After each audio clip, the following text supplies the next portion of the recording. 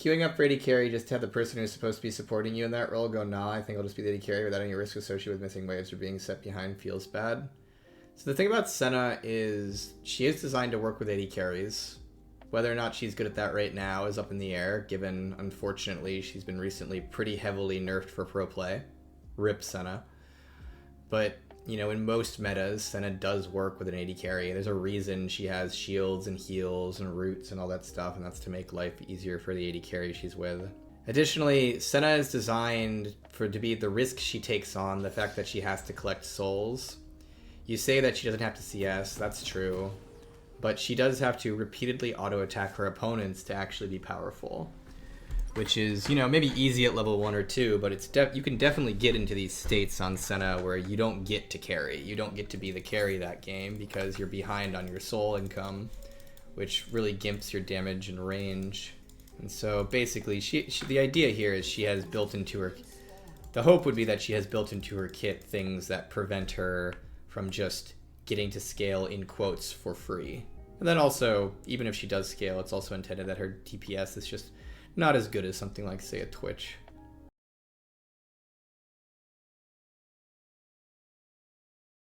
I can do anything about range top running rampant right now? I'm really confused because I get this question a lot and then I go look at what's played in top lane and like there quite literally is not range tops. It's like, it's Teemo. It's like, okay, Teemo, 5% pick rate, like, where are these ranged top laners? Are they in the room with us right now? I go look at Master Tier, and it's like, I guess Rumble counts? It's like, I mean, they exist, there's some of them up there, but like, I would not like look at the top lane meta right now and say range top is running rampant. Vayne has a 2% pick rate. Like, if you say Vayne is frustrating and I don't like playing against her, I get it. Like, of course, that makes sense. If you say Vayne top is running rampant in solo queue, I would be like, she has a 2.5% pick rate. Like, it's the wording, right? Like, if the comment is Vayne is overpowered, I'd be like, I don't know if that's true, but I definitely get where you're coming from with that feeling.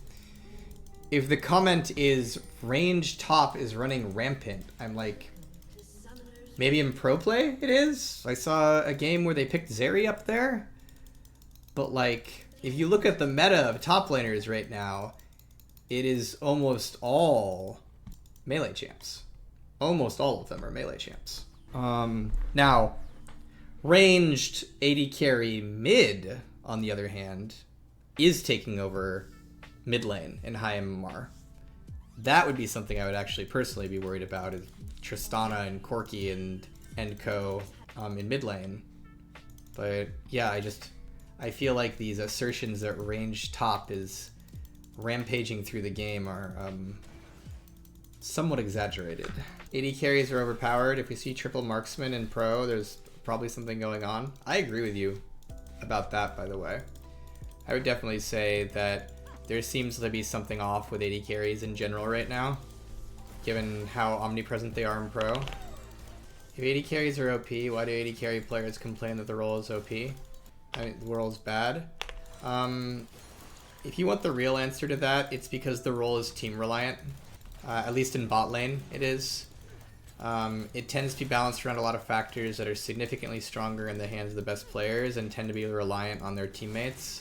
That's also like the reason it's balanced, is because you get to carry. If you want to carry, you can carry, but the cost is that you have to be weak at some point and have to die if someone jumps on you. So AD carry players tend to feel like very reliant on their supports being competent, as an example. Also, I'm not saying this is true about the role, but it is possible to be good at something that isn't fun. And if you're good at something that isn't fun, one of the things from a player perspective that you'll say is my role is weak. So as an example, I'll be hyperbolic here. Let's say towers were literally immune to everything except AD carry basic attacks, right? Like, you can imagine a meta where AD carries are 100% required in every single game because it's literally the only way to take towers, right? And then at the same time, they're balanced to just be complete garbage. Like, literally do nothing but take towers.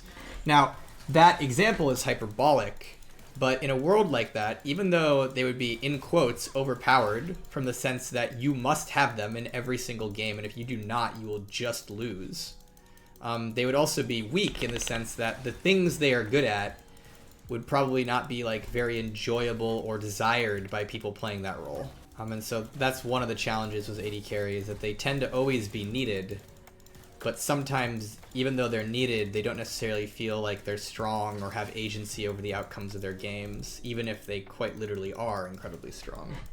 Is there a reason SAMIRA was hotfix nerfed, then crit and her core items are nerfed, and she was never compensated? I believe it has to do with her ban rate. It is true that SAMIRA is, you know, probably on the weaker end right now in terms of win rate than she's been compared, like, historically, after the hotfix nerf, and then the items that were making her really OP got nerfed. But also, despite that, she remains one of the highest banned AD carries. So it is hard to justify buffing her when her ban rate is as high as it is. Especially in like regions like China.